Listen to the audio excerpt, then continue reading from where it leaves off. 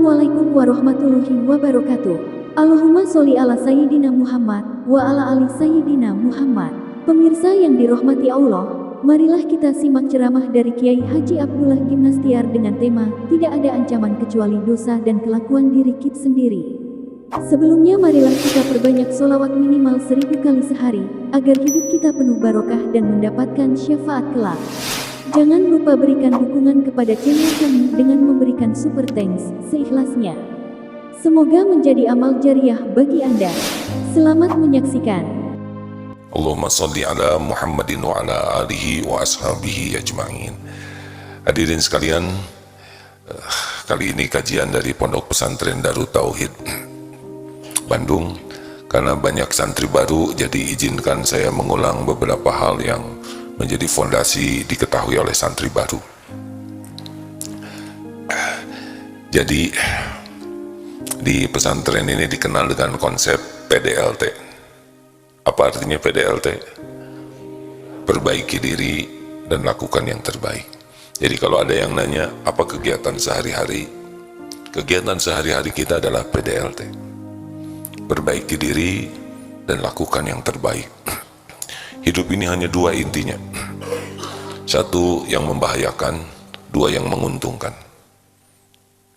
Kalau ada yang menguntungkan dan membahayakan, mana yang pertama kita pikir? Yang membahayakan atau yang menguntungkan? Coba dijawabnya dengan jernih. Mana yang pertama kali kita pikir? Yang menguntungkan atau yang membahayakan diri kita? Sederhananya begini. Kalau di depan ini ada ular, tidak kelihatan, dan ada makanan kesukaan, informasi mana yang terpenting? Tentang ular, tentang makanan? Ya, apalah artinya kita enak makan, tapi kita dipatuk ular? Nah, ini pemahaman ini sangat penting. Karena biasanya nafsu itu hanya sibuk dengan sesuatu yang menguntungkan, menyenangkan. Jarang kita mau berpikir apa yang membahayakan. Kenapa orang berbuat maksiat? Karena dia berpikir maksiat itu menguntungkan buat dia. Nah, kita coba balik sekarang. Dua-duanya tetap kita pikirkan, tapi prioritas pertama dalam hidup kita adalah memikirkan apa yang membahayakan diri kita, bukan sibuk dengan mendahulukan apa yang menyenangkan bagi kita. Nafsu kita, contoh ya, nafsu kita itu pasti sesukanya kepada yang menguntungkan saja. Normal. Tetapi kita harus serius dengan apa yang membahayakan diri kita lebih dulu. Karena kalau kita sudah celaka, kita tidak bisa menikmati apa-apa. Benar? PDLT, perbaiki diri dan lakukan yang terbaik. Kenapa perbaiki diri? Karena tidak ada yang mengancam diri kita selain keburukan, kesalahan, kekurangan kita yang tidak kita perbaiki. Kita tidak celaka oleh orang lain, hadirin. Kita celaka itu oleh zolamtu nafsi, oleh kezoliman diri kita sendiri. Makanya Nabi Adam doanya, Rabbana zolamna anfusana wa illam taghfir lana wa tarhamna lanakunanna minal khasirin. Ya Allah, ya Tuhan kami zolim kepada diri kami sendiri. Zolamna anfusana wa illam taghfir lana, sekiranya Engkau tidak mengampuni kami dan tidak merahmati kami, kami pasti jadi orang rugi. Jadi ternyata prioritas yang pertama sebelum rahmat adalah magfirah. Ya kan? Ampunan Allah, turun rahmat. La ilaha illa anta, doa Nabi Yunus. Subhanaka inni kuntu minaz zalimin. Tiada ilah Tuhan yang berhak disembah selain Engkau, ya Allah. Maha suci Engkau. Saya ini manusia yang zalim. Jadi yang berbahaya bagi kita itu siapa? Orang lain atau diri sendiri? Masalah kita adalah kita itu selalu sibuk memikirkan kesalahan orang lain.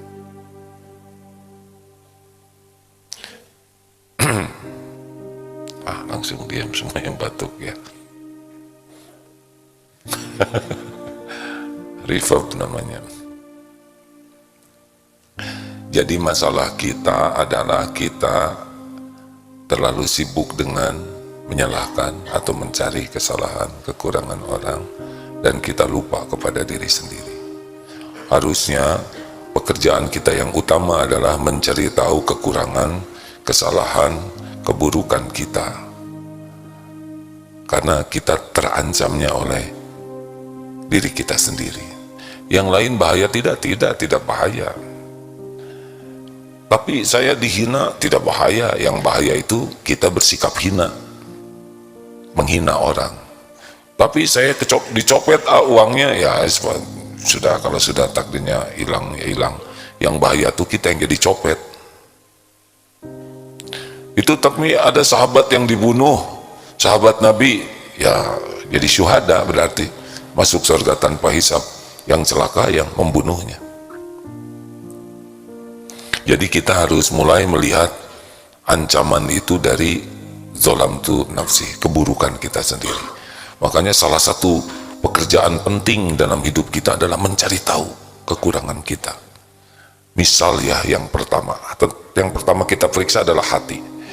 Misal di hati kita ini, yang pertama, saya itu musyrik atau tidak? Sebetulnya saya menuhankan apa nih? Tuhan saya itu siapa? Ada yang menuhankan Allah, tapi dia juga punya Tuhan-Tuhan yang lain. Misalnya senang dipuji orang, senang dikagumi orang, menuhankan penilaian orang, menuhankan followers, menuhankan subscribers.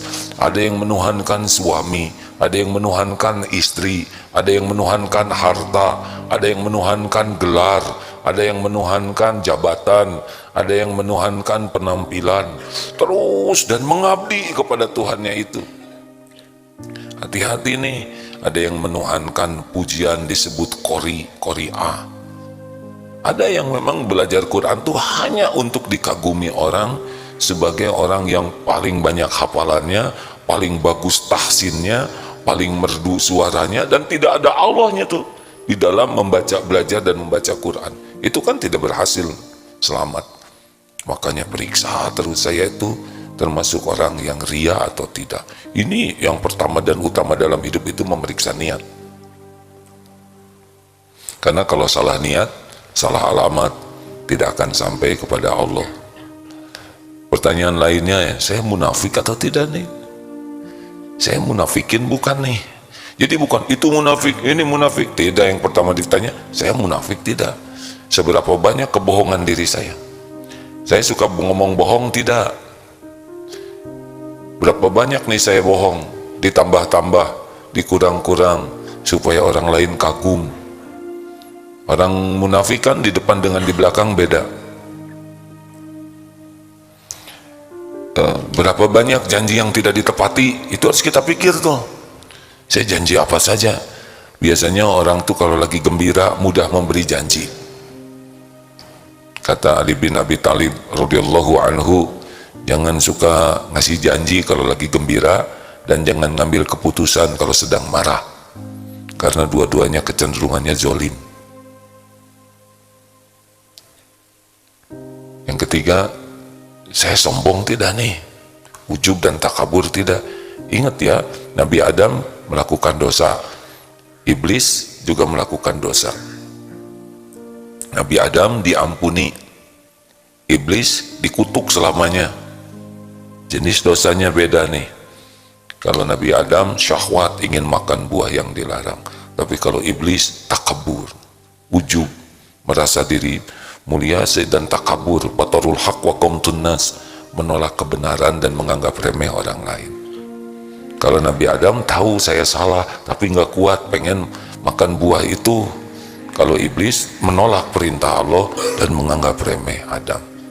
Jadi hati-hati sombong. Dan jangan lupa, sombong itu bukan hanya karena harta, gelar, pangkat, jabatan saja, tapi ada sombong karena ilmu agama.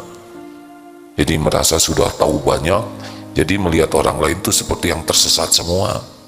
karena ibadahnya merasa sudah banyak, jadi lihat yang lain itu seperti orang-orang yang tidak benar ibadahnya. Hati-hati. Iblis juga sudah kenal duluan kepada Allah. Iblis juga ilmunya banyak dan lebih duluan mengabdi kepada Allah dibanding Nabi Adam. Tapi akhirnya jadi terkutuk selamanya gara-gara penyakit takabur. Pertanyaannya, kita takabur tidak? Bagaimana cara ngeceknya? Ya ngeceknya seberapa kita cinta kepada kebenaran. Di antara ngecek kesombongan kita, kalau kita ada yang ngasih tahu, ada yang ngoreksi, ada yang ngasih saran, ada yang memberikan masukan, kritikan, nah kita alergi tidak? Kalau kita alergi sekali, nah itu sudah ciri-ciri nih. Padahal kan kita yang minta ihdinas siratal mustaqim, minta ditunjuki jalan yang lurus. Kenapa giliran Allah mengabulkan kita dikoreksi, kita malah tidak suka, sombong. Banyak ciri-ciri kesombongan, tapi hari ini kita globalnya saja ya. Jadi kita harus mikir, saya sombong tidak nih, saya ujub tidak, saya merasa hebat tidak, merasa spesial tidak, saya nih yang membangun pesantren ini ujub. Mana kita tidak membangun pesantren? Pesantren ini sudah tertulis di Lauh Mahfuz sebelum kita diciptakan, ya kan? Kita cuma ikutan saja, tapi kita juara, jerih payah kita, perjuangan dan pengorbanan kita sukses. Enggak lah, itu mah karunia Allah saja. Kita bisa berjuang juga karena Allah ngasih kekuatan, benar? Kalau oleh Allah dikasih penyakit mah nggak bisa berjuang. Ini kemarin saya makan bayam enak hadirin, sekarang jadi susah, asam urat mah. Mau push up nggak kuat sekarang, sakit ya. Mana kok hebat, kasih 2 sendok bayam aja langsung ini. Nggak ada lah, nggak boleh sok jago, sok hebat, sok pinter, sok berjuang, sok berkorban, nggak lah. Semuanya min fadli rabbik, karunia Allah. Tapi saya belajar sungguh-sungguh. Iya, karena Allah bikin sehat. Iya, karena Allah ngasih rezeki. Iya, karena Allah bisa ngasih kita bisa berpikir. Kalau Allah memberikan kita migrain atau diare, susah, ya kan? Tetap jangan jadi ujub. Apalagi nih sambil tafakur, ya penyakit hati saya pendengki tidak, karena kan dengki itu SMS, syusyah, melihat orang senang, sodia senang, dan senang melihat orang syusyah, itu namanya nyiksa diri. Hadirin, biasa aja. Harus cek berapa banyak saudaranya yang sukses kita jadi enek. Itu penting itu, karena pendengki ini salah satu sifat dari iblis, ya kan? Iblis tidak rela ketika Adam diciptakan. Dengki itu orang yang zolim dan dia orang yang paling celaka. Oh, kita harus periksa nih, ujub, ria, takabur, iri, dengki. Kalau enggak, maka gini ya, orang sekarang sering general check up, bayar tuh, bagaimana dicek kondisi darah, urin, tulang, segala macam, ya kan? Sampai jauh-jauh ke Singapura mau general check up, mahal itu, juta-juta pak, puluh-puluh juta tuh kalau yang dengan ongkos dan sebagainya. Untuk apa? Untuk tahu dengan teliti penyakit yang ada pada dirinya dan potensi penyakit. Nah, bedanya penyakit hati dengan penyakit lahir. Kalau penyakit lahir itu kita mau tahu, dikasih tahu juga percaya. Maaf ya pak, bapak itu ada kelainan ginjal. Oh iya, harus bagaimana dok? Kita selain nanya, bayar untuk tahu, mau diobatin, bayar. Penyakit lahir tuh, padahal ujungnya juga kalau udah sembuh apa? Jawab, orang sakit diobatin, ujungnya sama tuh, yang sembuh dan yang sakit, apa ujungnya? Maut. meninggal. Udah mau diobatin segimana juga, hakul yakin ujungnya meninggal. Habis-habisan tuh supaya sehat, penyakit lahir. Padahal yang pasti bahaya tuh penyakit hati. Kita jarang itu mau general check up. Harusnya pertanyaan kita ke teman-teman, kasih tahu dong, apa nih selama berteman dengan saya kekurangan dan kesalahan saya. Satu, ya maaf, kamu tuh kebanyakan omong. Ya. Yang kedua, gak mau kalah. Siap. Yang ketiga, ketek bau. Ya, siap, saya perbaiki. Ada lagi, sering kentut di mana aja, nyebelin tahu. Siap. Tempat tidur gak pernah mau ngeberesin. Catat aja, ini nikmat dari Allah. Gak usah bela diri. Kata siapa saya sombong? Kata siapa saya banyak omong? Saya dari tadi diam kan? Lihat sekarang juga masih diam kan? Ini bukan masalah banyak omong, ini adalah dakwah. Tapi kamu orangnya suka keras, kasar. Kata siapa kasar? Saya ini tipu Umar bin Khattab. Aduh, sip lah. Kalau orang sudah sibuk bela diri, itu ciri-ciri bakal sulit berubah. Apa perlunya kita sibuk bela diri? Kalau toh koreksinya benar, ya kan? Apa perlunya kita sibuk membuat alasan? Alasan itu biasanya memperjelas kesalahan.